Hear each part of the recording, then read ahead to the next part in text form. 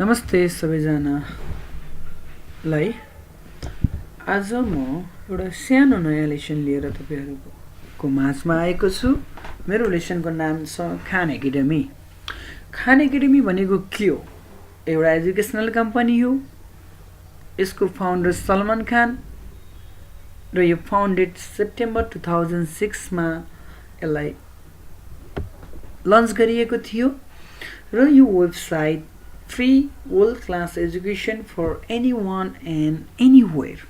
यसको मतलब यो नन प्रफिट एजुकेसनल अर्गनाइजेसन हो र यो अर्गनाइजेसनलाई खोल्नको निम्ति सबैभन्दा पहिला हामीले वेब ब्राउजरलाई ओपन गर्नुपर्छ र हामीले वेब ब्राउजरलाई ओपन गरिसकेपछि हामीले वेब ब्राउजरको युआरएल भर्सनमा गएर वेब एड्रेस टाइप गर्नुपर्छ र यो वेब एड्रेस चाहिँ हामी जस्तै KHAN Khan ACADEMY.org मा हामीले क्लिक गरेर यसलाई इन्टर की चाहन सक्छौँ। बिस्तारै खुल्दैछ।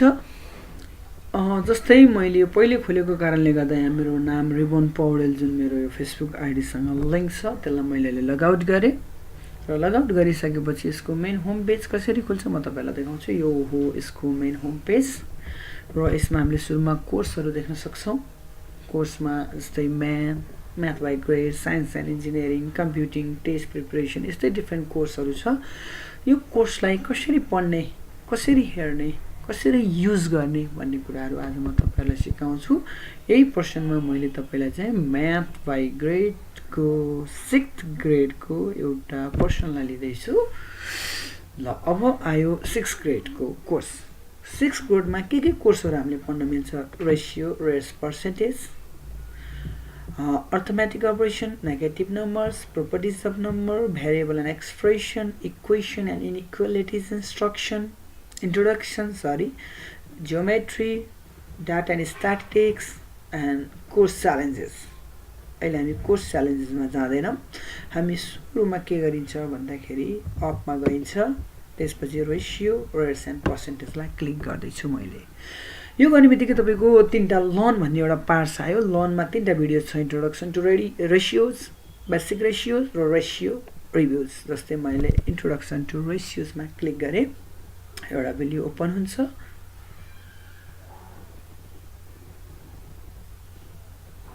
We've got some apples here and we've got some oranges, and what I want to think about is what is the ratio? What is the ratio of apples to oranges? And to clarify what we're even talking about, a ratio is giving us the relationship between quantities of two different things. So there's a couple of ways that we can specify this. We can literally count the number of apples, 1, 2, 3, 4, 5, 6. So we have 6 apples, and we could say the ratio is going to be 6 to, and then how many oranges do we have? 1, 2, 3, 4, 5, 6, 7, 8, 9. It is 6 to 9. Ratio of apples to oranges is 6 to 9. And you could use different notation. You could also write it this way. 6 to, you would still read it as the ratio as being 6 to 9. But we don't have to just satisfy us with this, because one way to think about ratios, especially if we're thinking about apples to oranges, is how many apples do we have for a certain number of oranges? And when you think about it that way, we can actually reduce these numbers, as you might have already thought about. Both 6 and 9 are divisible by 3. So just how like we can reduce fractions, we can also reduce ratios. So if you divide 6 and 9 both by 3, 6 divided by 3 is 2, 6 divided by 3 is 2, and 9 divided by 3 is 3. So we could also say that the ratio of apples to oranges is 2 to 3.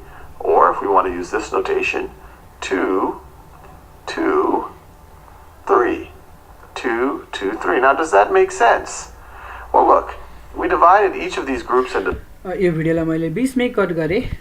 यसबाट हामीले के बुझ्न सक्छौँ भन्दा कुनै पनि खानेगिरीमा भएका भिडियोजहरू हामी त्यसलाई ओपन गर्न सक्छौँ र ती भिडियोजहरूलाई हामीले ओपन गरिसकेर त्यहाँबाट हामीले लर्न गर्न सक्छौँ र लर्न गरिसकेपछि जस्तै यहाँ 3टा भिडियोज देखाएको छ अहिले मैले जस्ट एउटा भिडियोज मात्रै तपाईहरुलाई देखाएँ किनकि यो 3टा भिडियोज मैले हेरिसकेको छु यही भिडियोको आधारमा सोधिएका प्रश्नहरूलाई हामी फेरि सल्भ गर्न सक्छौँ यो प्र्याक्टिकल सेसन भयो लर्न बाइ डुइङ स्टार्ट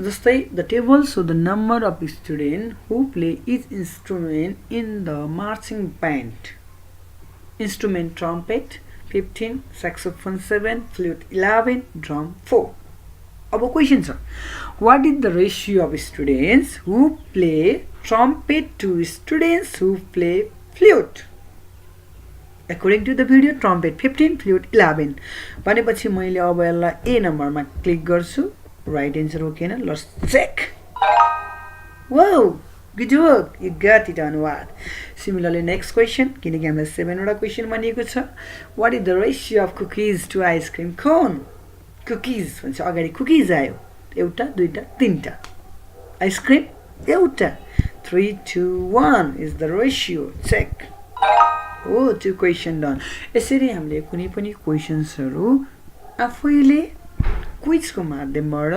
सिकिसकेपछि जाने कि जानिएन भनेर यसलाई हामी चेक गर्न सक्छौं यो एउटा म्याथको पोर्सन भयो फेरि म होम पेजमा जान चाहन्छु होम पेजमा गइसकेपछि फेरि अर्को कोर्स जस्तै अब म्याथमा त नभइकिन हामी अब जस्तै कम्प्युटर साइन्सको कोर्स पनि हामीले यसबाट लर्न गर्न सकिन्छ कम्प्युटर साइन्सको कोर्स आयो जस्तै algorithm journey to cryptography how the computer works सजिलो टपिक्स युज गर्छु मैले जस्तै इन्टरनेट अब इन्टरनेटलाई क्लिक गर्ने बित्तिकै how the internet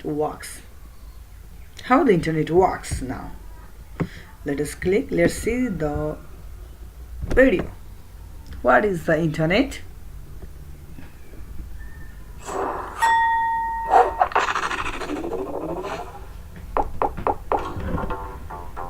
What is the internet? The internet is like a popular thing. Some satellites up there. I picture in my head with like waves of internet going to the phone. Somebody told me a cloud once. The internet is a lot like plumbing. It's always moving. Most people don't have any idea where the internet came from, and it just doesn't matter. They don't need to. It's sort of like asking who invented the ballpoint pen or the flush toilet or, you know, the zipper. These are all things we just use every day, and we don't even think about the fact that one day somebody invented them. So the internet is just like that many, many years ago. यसरी हामीले कम्प्युटरको videos पनि हेर्न सकिन्छ फेरि म अर्कोमा skip गरे